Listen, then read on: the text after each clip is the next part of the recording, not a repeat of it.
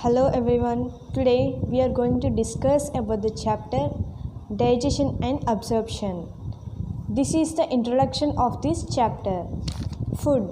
What is the food? The food is the substance which we consume or which we take for metabolic activities and energy. The sum of the chemical reactions occurring in a body of an organism is known as the metabolic activities. These activities takes place inside the body of an organism, and food gives us energy. Balanced diet. All the required elements, all the required nutrients are present in a diet is known as the balanced diet. Our diet consists of carbohydrates. These are the chief energy sources where the energy will be synthesized by the carbohydrates. Proteins. These are the building material of the body which build the body mass or the muscle mass. Fats stores energy. Here the energy is synthesized by the carbohydrates. Amount of the energy which is required for all the activities can be consumed, but the rest of the energy which is left, that energy will be stored in the form of the fat. Vitamins and minerals.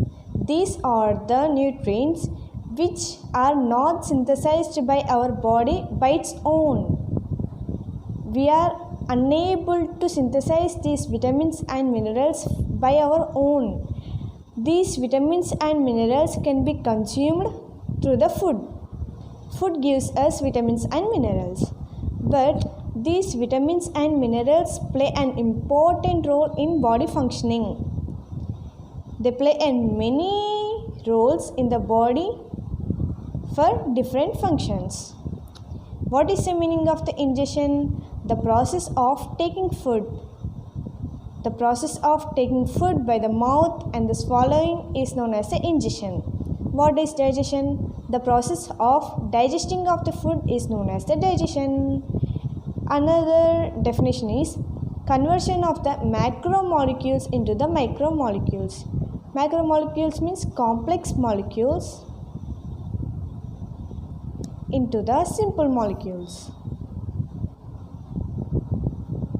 Simple molecules. What is the gut? Gut, it is also known as the gastrointestinal tract. It is the tract from the mouth to the anus, which is present in every animal, which includes the organs of the digestive system. Gut, it is of two types, complete gut and incomplete gut. Complete gut, it consists of mouth and anus. It is also known as the tube-like gut because as we know that the tube which has the two openings, like that the gut here it has the two openings from the mouth and the anus. But here in the incomplete gut there is only one opening, that is of mouth. It is known as sac-like gut because as we know that the sac or a bag which consists of only one opening with closed boundary, so it does not consist of another opening. Example for the complete gut organism is Nematode phylum. Example for the incomplete gut organism is Platyhelminthes.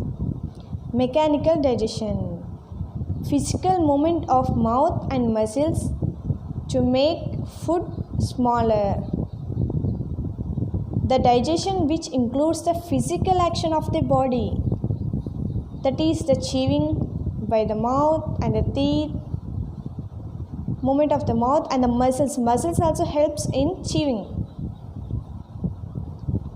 which play a smaller role in digestion of the food. Chemical digestion uses enzymes to break the food. Enzymes like proteases. These enzymes are helpful in breaking the food, which helps in digestion. Microbial digestion. It involves microbes. Involving of the microbes, microscopic organisms in the digestion is known as the microbial digestion. Herbivores. These are the organisms which feed on the plants. Consist of undigestible cellulosic material in their body which is stored in the food. Here the cellulose is the stored food in the plants. As the herbivores feed on the plants, the cellulose which is present in the plant goes to the herbivores. How it can be digested then? Symbiotic bacteria of the microbes. The symbiotic bacteria which is present in the microorganisms releases cellulase. It is an enzyme which is helpful in digestion of the cellulase. For the digestion of the cellulose, it is the major source of the fiber. Cellulose, which is the major source of the fiber. As we know that the fiber helps in prevention of the constipation. Next, how the gut starts from the mouth to the oral cavity which is present in the mouth itself, and the pharynx which is the common passage for the trachea and the esophagus.